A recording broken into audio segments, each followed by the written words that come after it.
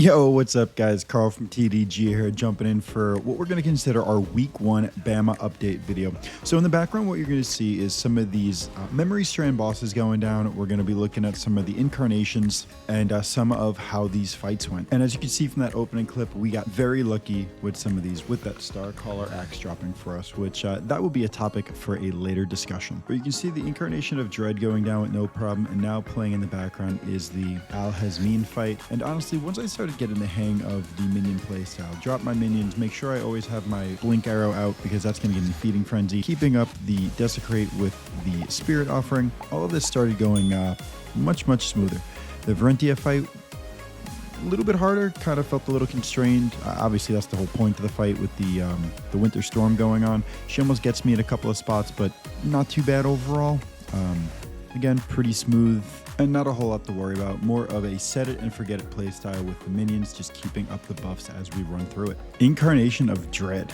This was actually a pretty fun fight. I had seen this on YouTube already. I think I saw Ben do it at the start of the league. So mechanically, I had somewhat of an idea going on with this immunity phase with the roses, but overall, really cool mechanic. You can see I'm looking around here trying to figure out what the heck is supposed to be going on, dodging all of the bullet hell fiasco that's going on, grabbing that first red rose, looking for the blue one, and just trying to stay out of harm's way here. This is when I've really started to have a little bit better understanding of this build's play style, right? Knowing when to hug things. I had a Animate Guardian up and running at this point, and the damage was really starting to feel like it was coming online. I knew when to take my time or take my points to throw out some Desecrates, get some Spirit Offering going. Timing started feeling good. This was pretty cool mechanically. Like, didn't really know what the hell was going on, if the fire was going to hurt me or whatever. I guess, you know, to see red run away from it was probably a pretty good stance to have here. But you can see the single target damage is actually pretty good. And right after this clip, I will take a second and we'll go over some of the gear that we're working with now so that you guys can have a decent idea of what to expect around a certain gear range. Now, I'll tell you, we don't have anything too crazy, probably less than 5 divines total invested into the entire character if you were to buy all of the items yourself on trade. But I just want to have a very, like, you know, straightforward overview of what you could expect for what type of investment. Overall, the build has been really good, in my opinion, on a budget as far as damage is concerned. Maybe not my total play style, but that's a totally different argument. And you can see that the incarnation just told me to sit down, and I'm jumping right back into that here, grabbing the other rose. I'm not really sure what happened on that last clip. It almost didn't register the blue rose, but either way, you could see here, we just start throwing that damage back out at him, getting everything up, getting it moving, and he just starts melting.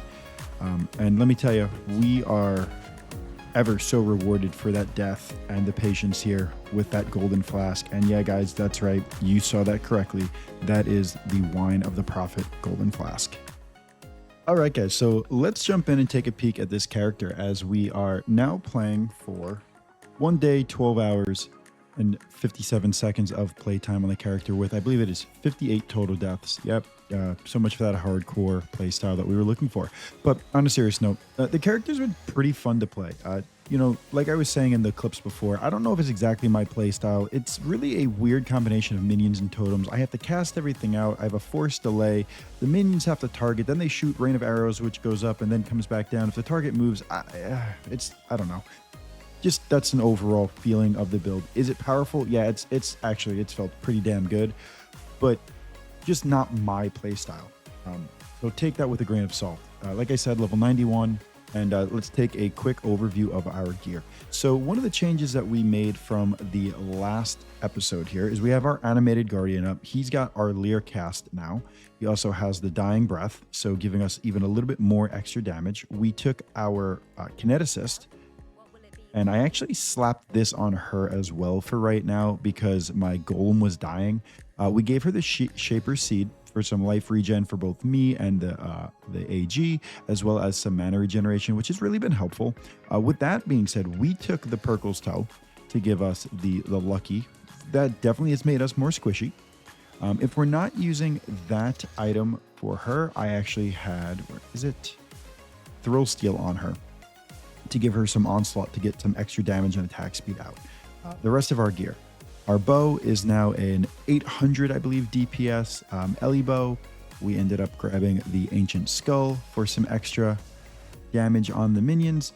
We got ourselves a 6 link. Pay no mind to really what it is. It's just a little bit of life res just to keep everything moving. Crazy res quiver, which has been pretty good. I really haven't found anything better than it. Really nice movement speed with some double res and life with some spell suppress on these boots. Crafted movement speed implicit, as well as the cooldown for the travel skills, which helps to speed this up as well. And our gloves are pretty damn nice as well at this point, with some spell suppression decks, which we had needed originally, but then didn't because we got this belt, but whatever. A little bit of life, some res, and then some increased minion damage. The rings, don't look at the rings. The rings are bad. I can't really substitute this one because of that int requirement. I'm sure I could start crafting other stuff, but just I haven't needed to yet, so I haven't felt forced. Belt is pretty nice. We got 1 res, some increased charges, some decks, which again, like I said, was really in place these first, and then our jewels. Our jewels, I will say, are pretty damn nice. We got some life, some blind, some hinder, and some damage. We take a look at our passive tree. We have about 4 of the same. A little bit of strength, a little bit of life, a little bit of damage, a little bit of damage, a little bit of life, a little bit of mana regen, accuracy, strength, life, damage, and it should be about the same. You got life, taunt, damage, and hinder. So that's really what we were doing here. So this is a level 91 tree. Really where we're going here is we're starting to build up into here to grab another socket. As we start to change this tree out, we'll be pathing down here, coming in for some more cold res, max res, and then down over to here to grab these nodes, coming down here to pick this up.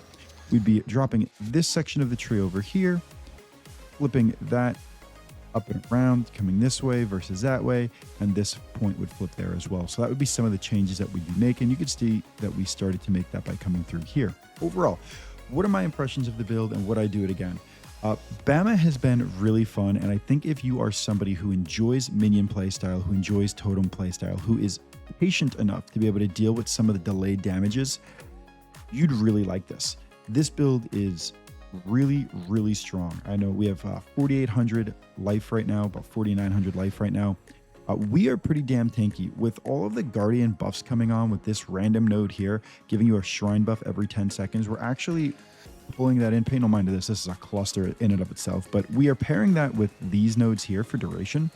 And these nodes here give you 75% increased duration, which means you're basically running around at all times in maps with 2 shrine buffs on. It's actually pretty insane. Yeah, anyway, guys, that is a quick update for the week 1 Bama build. That is probably going to be our last update. I actually ended up selling the flask that we dropped, and we made a whole 20 divines off of it. So I'm probably going to use that in combination with the star caller that we dropped, and we're probably going to be looking to get our second build up and running. If you can guess what that build is going to be, you can leave it in the comment section below, but I will try to get some leveling done today. We have a whole bunch of leveling gear that we dropped, so we're going to be trying to rip into that. And yeah, like it if you liked it, leave a comment down below, and most importantly, don't forget to subscribe, and I'll catch you guys on the next one. Peace.